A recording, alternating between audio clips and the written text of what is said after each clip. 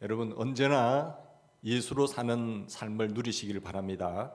우리가 정말 예수님으로 살면, 예수의 생명으로 살면 나는 없잖아요. 십자가 복음이 무엇입니까? 예수님과 연합해서 예수님 십자가 죽으실 때 나도 죽었고, 예수님 부활하심으로 예수님 생명이 내 안에 들어오셔서 이제는 예수의 생명으로 살게 되는 것이죠. 예수의 생명, 예수님으로 사는 사람은 환경의 영향을 적게 받게 됩니다. 전에는 좋은 일이 있었고 기쁜 일 속에서 내 마음이 요동을 쳤지만, 이제는 예수님이 내 안에 주인 되셔서 예수님의 생명으로 살기 때문에 환경의 영향을 별로 받지 않습니다. 기쁠 때나 슬플 때나, 죽으면 두 번 죽습니까? 한 번 죽었는데.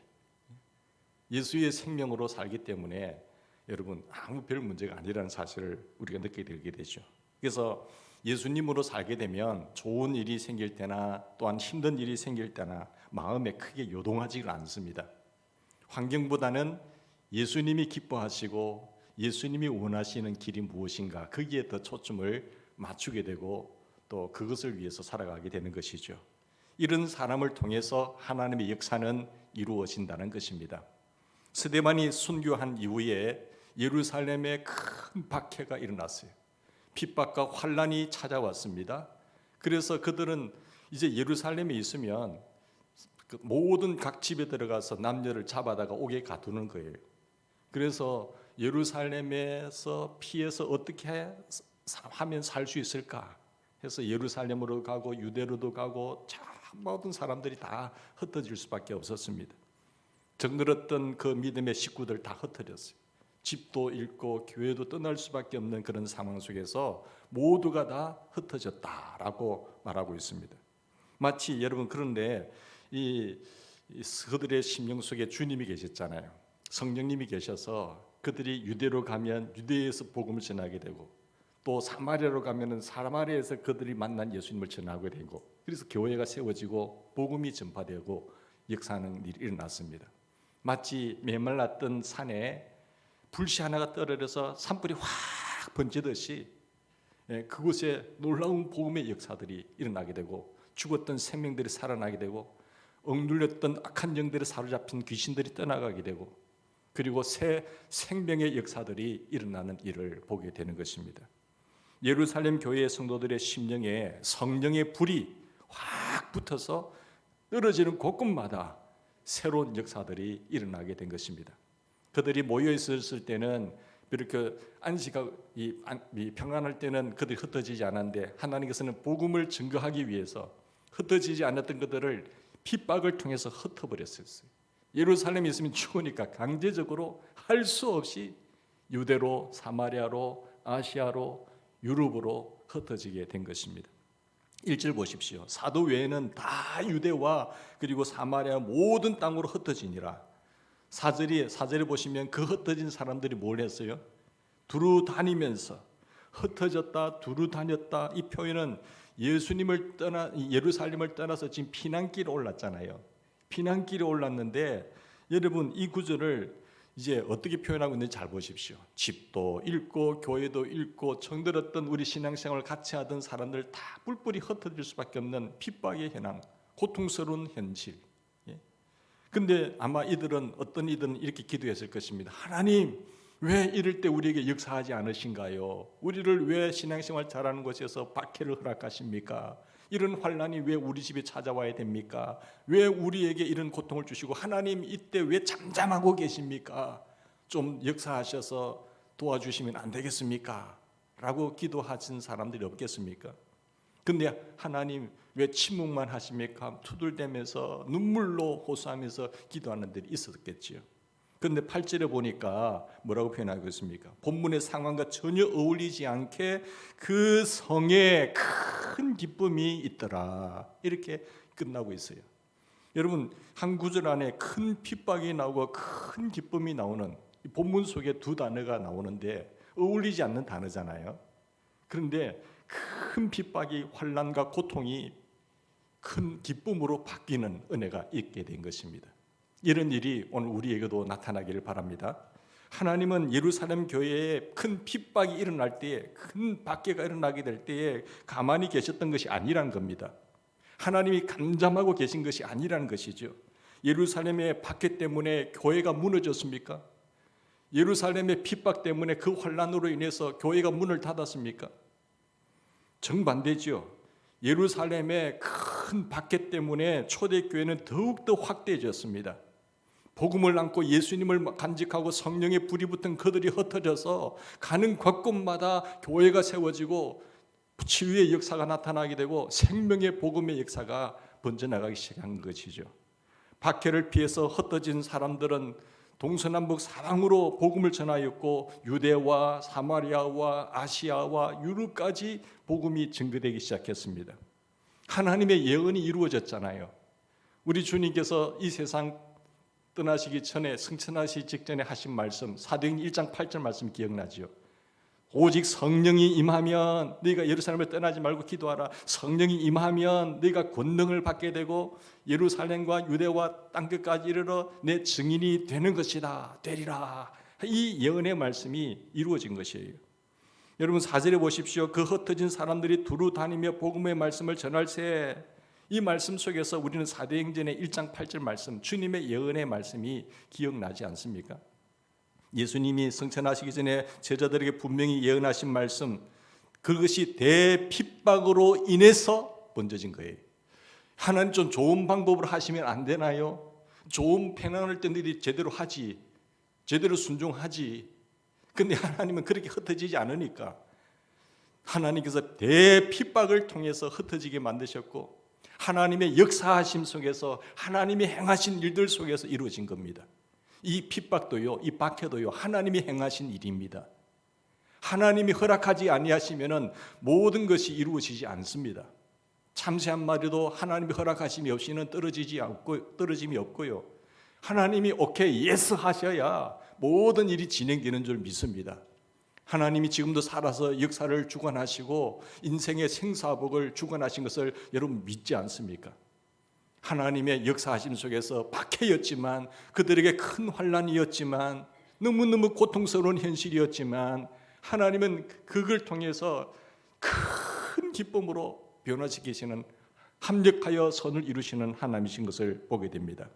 이들이 흩어지면서 예수의 증인이 되었고요. 그리고 교회가 서게 된 것입니다. 그러므로 스데반의 순교라는 큰 아픔 그리고 예루살렘의 큰 대박해라고 하는 이 아픔이 왔지만 이것을 생각하면 성도들에게는 이해할 수 없는 일이고 하나님께도 말할 수 없는 손해 같은 일이지만 하나님께서 그 일 속에서 역사하시고 그 어려운 현실도 그 일도 하나님의 허락하심 가운데서 된 일이라고 하는 것을 여러분 말하고 있습니다. 지난 한 주간 큐티하면서 주신 하나님의 말씀이 이사야 45장 7절 말씀이에요. 45장을 묵상하는 가운데 이런 말씀이 있었어요. 나는 빛도 창조하였고 어둠도 창조하였고 나는 평안도 짓고 환난도 창조하나니 나는 여호와라 이 모든 일들을 행하는 자라 하였노라. 하나님이요 빛도 창조하셨고요 어둠도 지었고요 여러분 평안도 하나님이 창조하셨고요 환난도 하나님이 만드셨대요. 야, 하나님이 그렇구나. 좋은 것도 만드셨지만 우리에게 환난도 어려움도 하나님이 만드셨다고 하셨구나. 하나님 나 예수 믿는데 이 웬 환난입니까?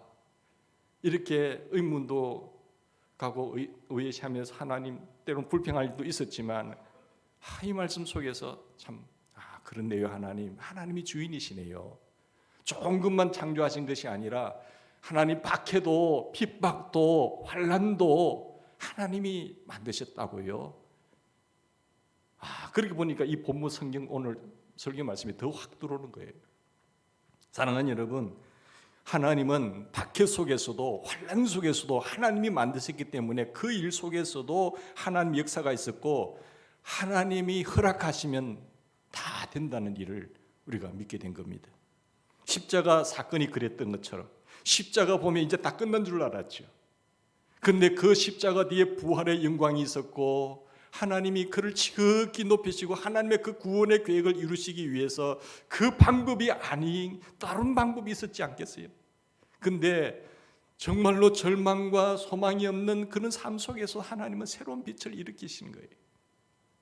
우리는 하나님의 그 생각을 청량할 수도 없고 우리는 이해할 수도 없는 때가 있지만, 그러나 지나고 보면 그것이 하나님의 일이었고 우리에게 큰 기쁨을 주기 위한 일이었다는 것을 나중에 깨닫게 되잖아요.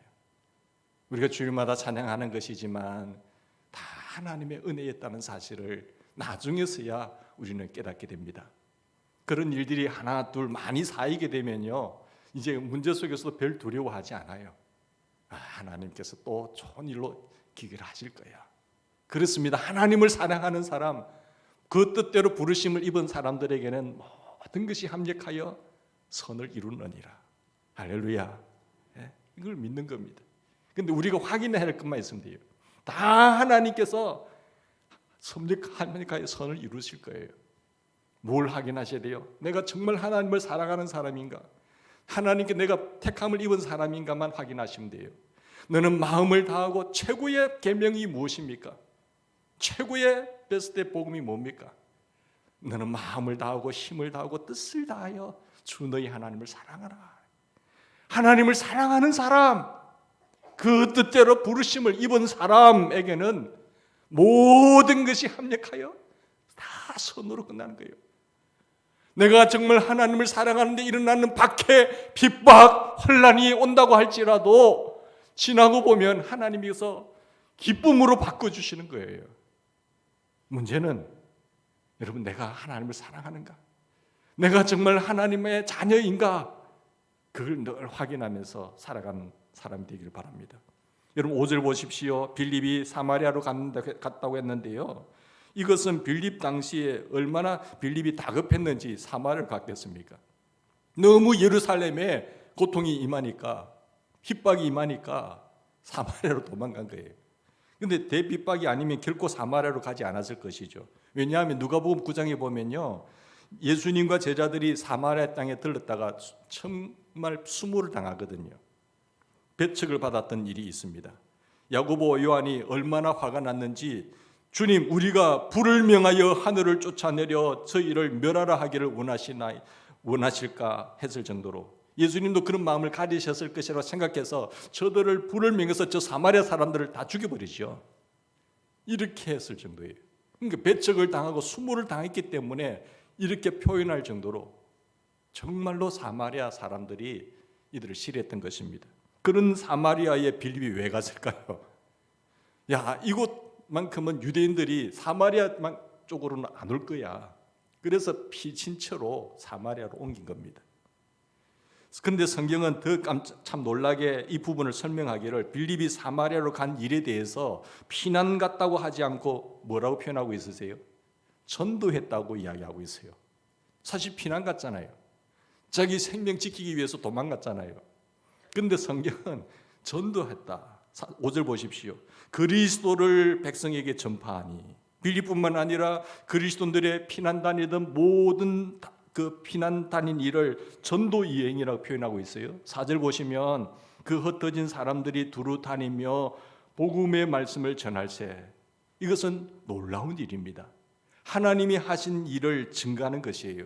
하나님께서 우리에게 이런 일을 행하셨습니다. 그걸 이야기하는 거죠. 빌립은 분명히 사마리아에 전도하러 간 일이 아니었습니다. 파송을 받아간 것도 아니에요. 당신 그 땅에 전도사로 파송합니다. 선교사로 파송합니다. 뭐 파송식이 있었습니까? 아니에요. 그냥 도망가다가 그 땅에 머무른 것이죠. 그런데 결과적으로 보면 전도 여행이 되었고 선교 여행이 되었습니다. 이유가 무엇이지요? 빌립이 성령이 충만하여서 나는 죽고 예수님으로 사는 그 생명으로, 그 속에 예수님이 계셨기 때문에 거기서 예수님이 하신 일을 증거하는 거죠. 예수님이 주인 되셔서 빌립을 도구로 사용해서 지금 일하고 계시는 겁니다. 그래서 놀라운 것이죠. 여러분, 정말 십자가 복음을 정확하게 정말로 믿어서 여러분 자신이 예수님과 함께 죽었고 예수님의 생명으로 사는 사람이라고 한다면, 예수님이 내 안에서 역사하는 사람이라고 한다면, 그때부터는 우리가 즉시 어떤 어려움을 겪어서 필요한 생활을 하게 되는 일이 있다고 하더라도 그것이 전도 여행이 되고 그것이 선교 여행이 될 줄 믿습니다. 이게 중요한 거예요. 그리고 사마리아에 큰 기쁨이 임했다고 이렇게 말하고 있습니다. 많은 사람들이 복음을 들었고요.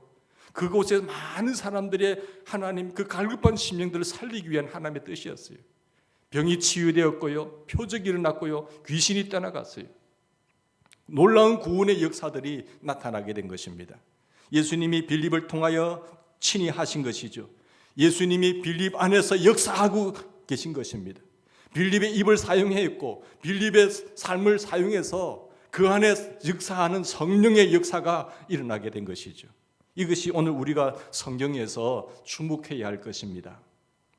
대핍박 중에 이런 큰 기쁨이 일어난 것은 빌립이 성령 충만하여서 나타난 것이죠. 예수님으로 사는 사람이었기 때문이었습니다.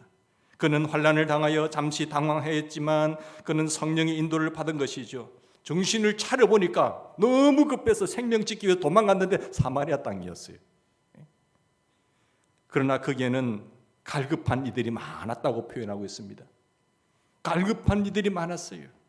어둠의 악한 영에 눌려있는 사람들이 많았어요. 빌립은 자신의 처지를 생각하지 않고 그들에게 자기 안에 계신 예수님을 전하기 시작했습니다.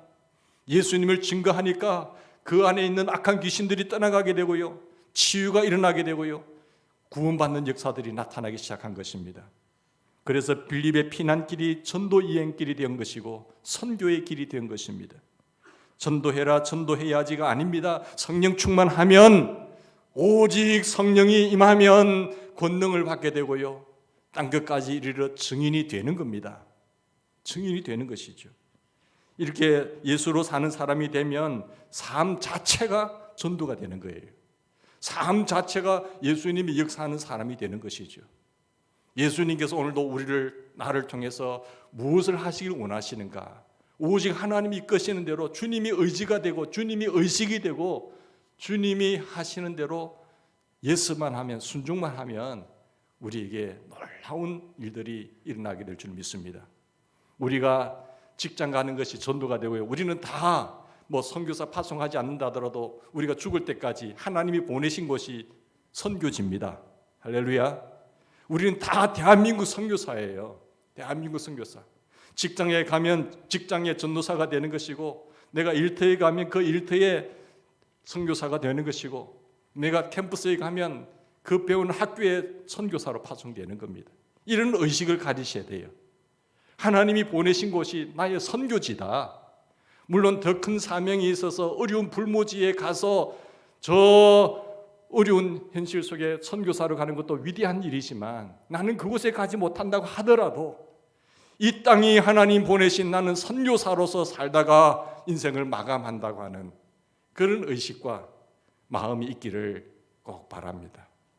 오직 성령이 임하면요 권능이 임하게 되고 땅끝까지 이르러 증인이 되는 것입니다.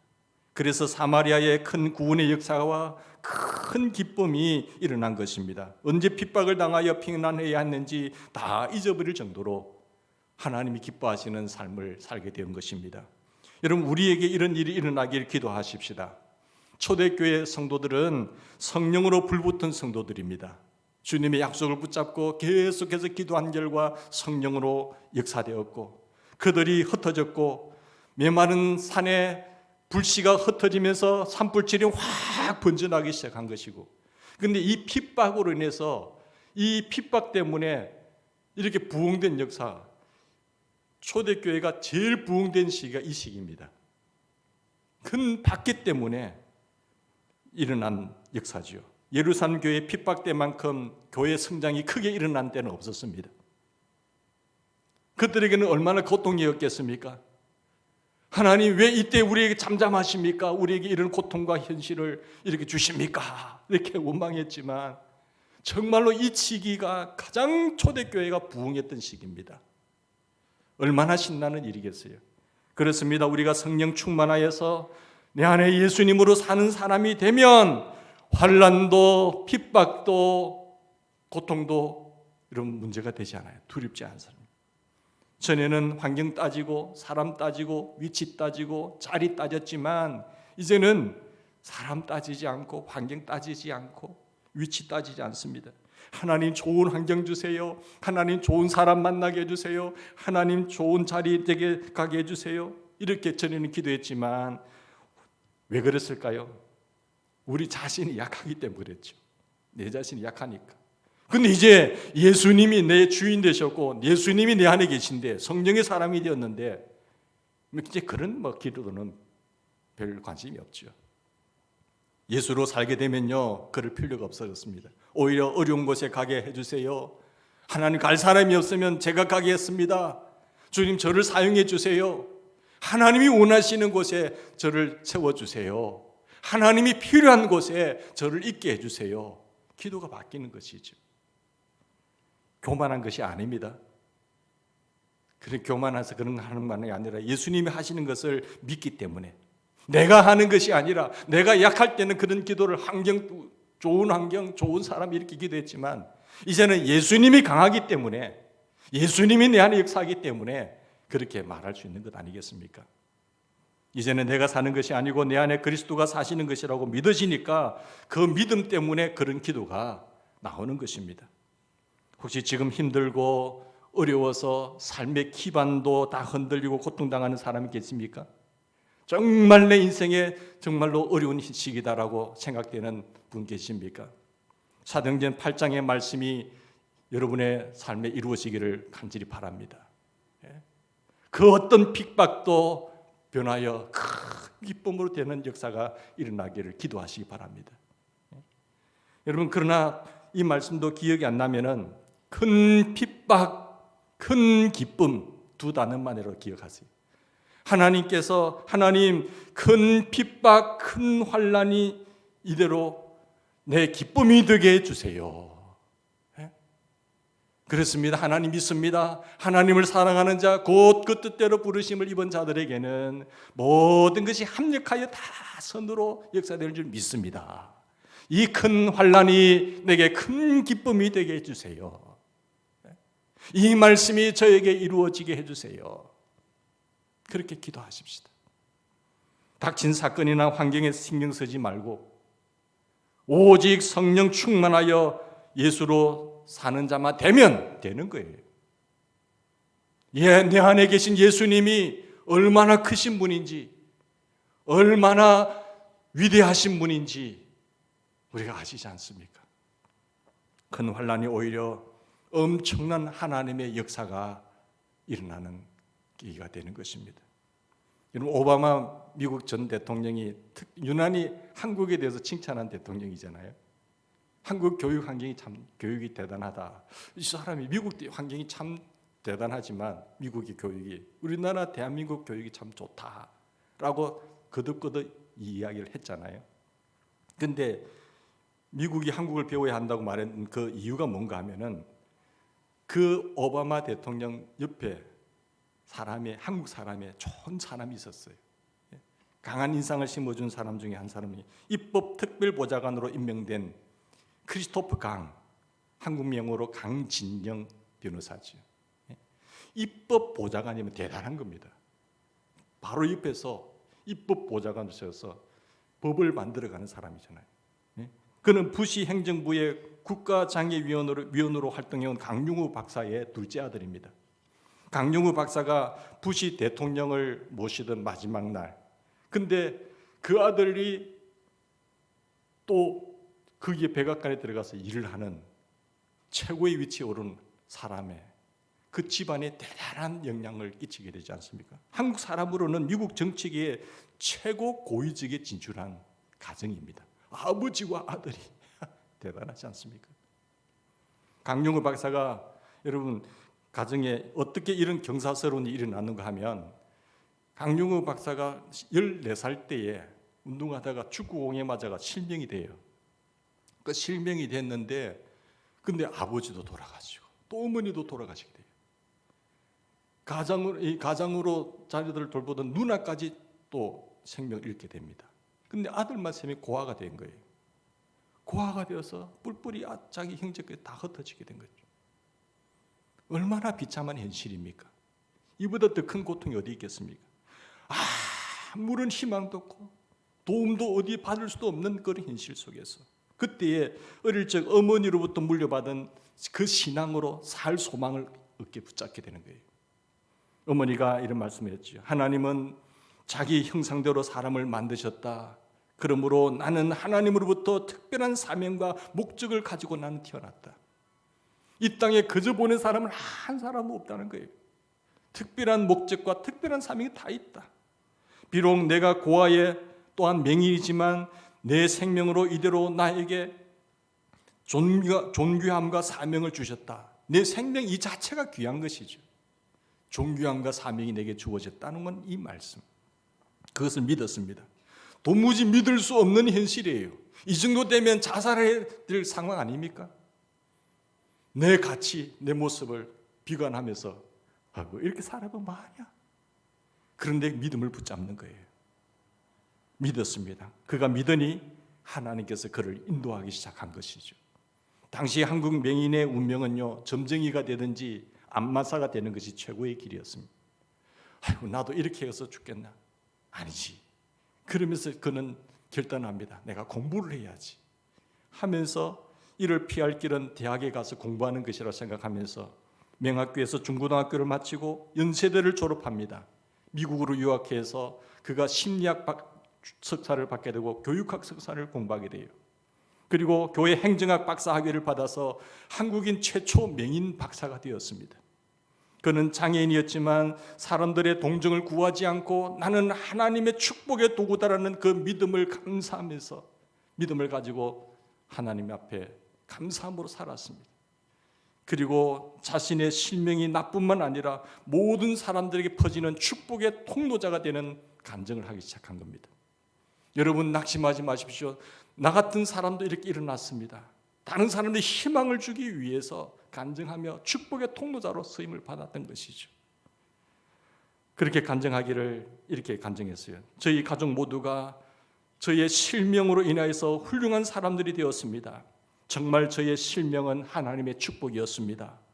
저희 아내는 저 때문에 장애 교육을 공부해서 전문가가 되었고, 큰아들은 나의 눈을 고쳐주기 위해서 안과 의사가 되었고, 저의 둘째 아들은 내가 백악관에 보좌관 시주에 있을 때 저의 원고를 써주기 위해서, 글을 만들어주기 위해서 공부하다가 변호사가 되었습니다. 이런 축복을 저에게 주셨습니다. 그래서 나의 실명은 우리 가족들에게 큰 은혜가 되었습니다. 정말로 큰 환난이었고 핍박이었고 고통이었고 눈물 짓는 현실이었지만 합력하여 선을 이루신 주님을 찬양했습니다. 변호사라고 누구나 다 미국 대통령의 보좌관이 되는 것은 아닙니다. 오바마 대통령의 입법 특별 보좌관이 된 강진영 씨는 말했습니다. 아버지로부터 나는 공공 영역에 들어가서 봉사하고 어려운 사람을 돕는 것이 중요하다는 사실을 배웠기 때문에 이 자리에 주어진 것 같습니다 라고 강진명 씨는 이야기한 것이죠. 사랑하는 여러분, 우리가 예수님으로 살게 되면, 예수의 그 신앙, 그 믿음으로 살게 되면 눈에 보이는 어떤 어려움이 더 이상 문제가 되질 않습니다. 내 자아가 살아있을 때는 환경에 끌려서 내 마음이 요동을 치지만, 나는 죽고 예수님의 생명으로 예수님이 내 안에서 역사하는 사람이 되면 그 환경을 뛰어넘게 돼요. 주님이 어떤 일을 하실까 기대가 되는 것이죠. 내게 영향을 미치기보다는 그 환경이 내가 오히려 그 어려운 환경을 뒤집어 놓는 일을 하는 주인공이 되는 것입니다.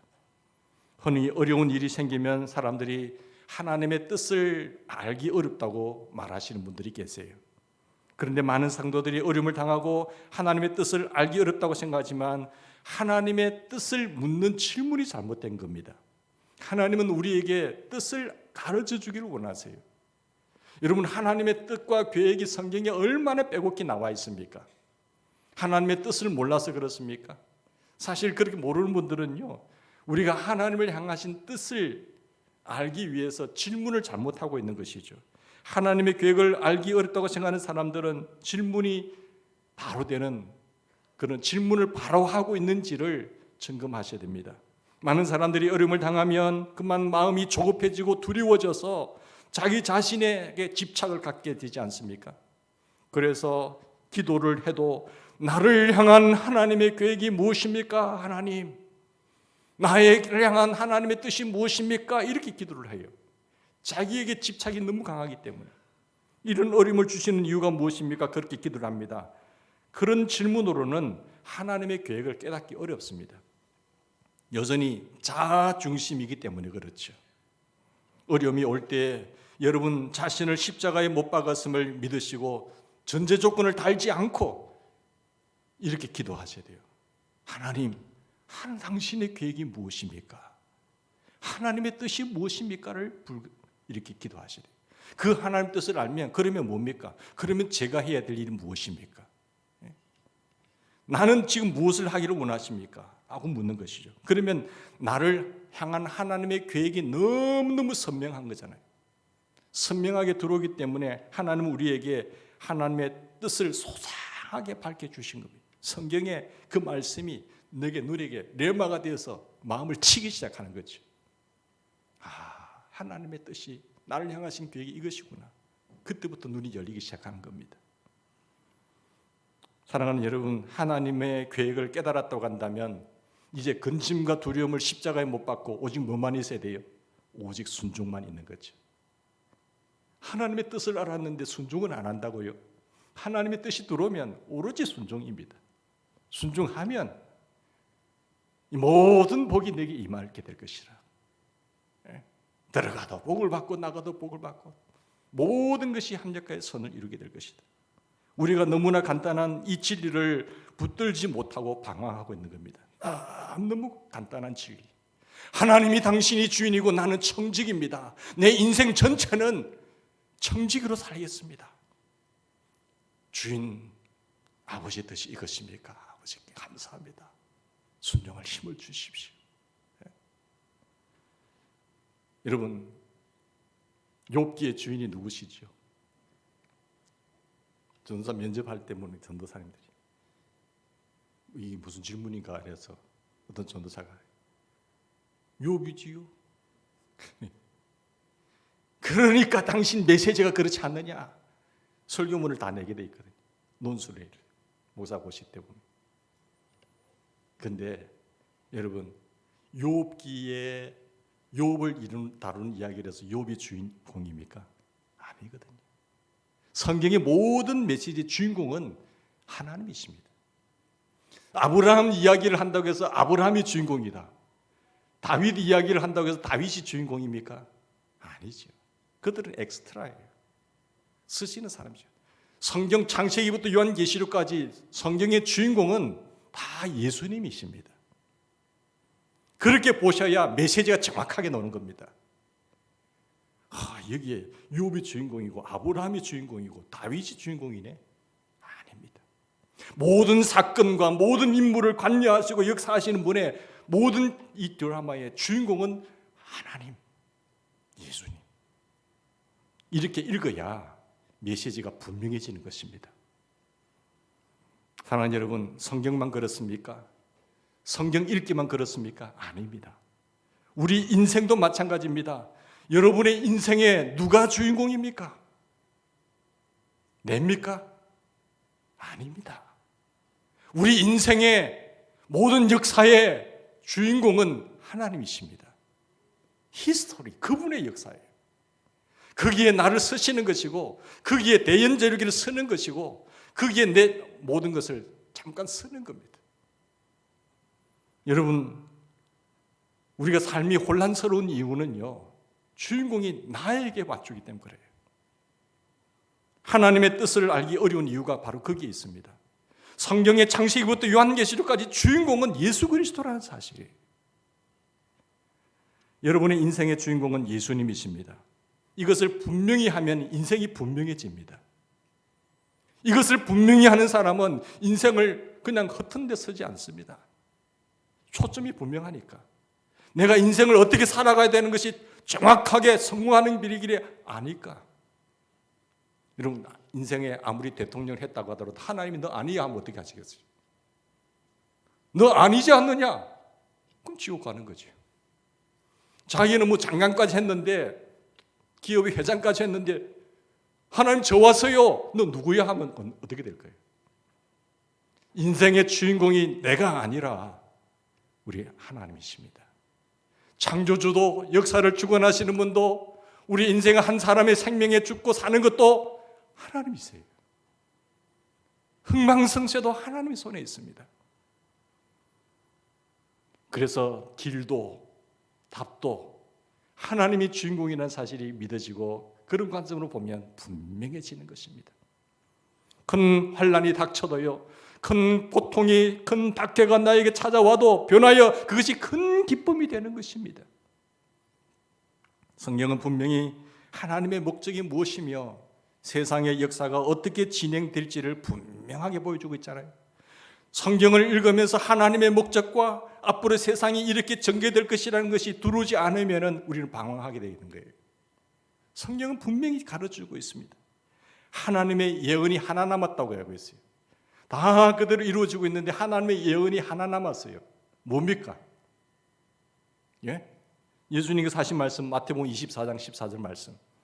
이 천국 복음이 모든 민족에게 증거되기 위하여 온 세상에 전파되리니 그저야 끝이 오는 겁니다. 이 예언만 하나 안 이루어지고 있는 거예요, 지금.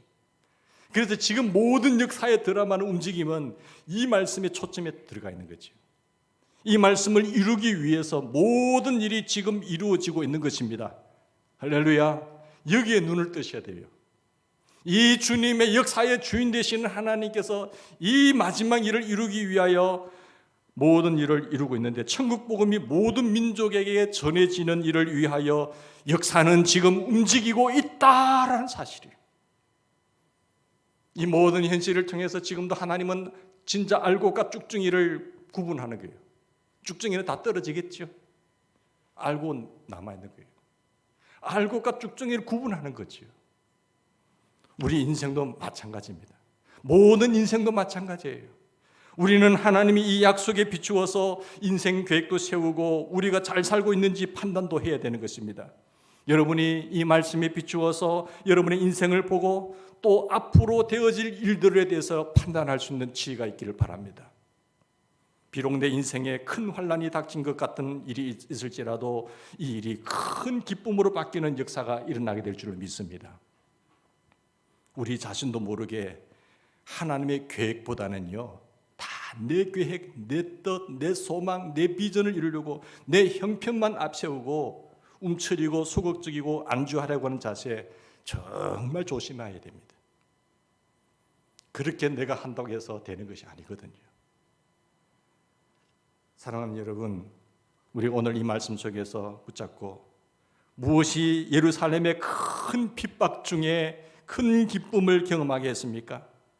오직 성령의 철저한 인도함을 받았기 때문이고, 두 번째는 처음에 그들이 하나님의 섭리를 다 이해하지 못했지만 예수님으로 살면서 예수님 그 안에서 역사하시는 그 복음으로 말미암아 복음이 전파되고 교회가 세워지고 그 성에 큰 기쁨이 일어났던 것처럼 우리에게 환난까지라도 여러분이 머무는 곳이, 여러분이 움직이는 곳이 그 환난 속에서도 큰 기쁨으로 변화되는, 그렇게 만드는 주인공이 되기를 바랍니다. 하나님을 사랑하는 사람, 그 뜻대로 부르심을 입은 사람들에게는 모든 것이 합력하여 선을 이루느니라. 우리 같이 기도하십시다.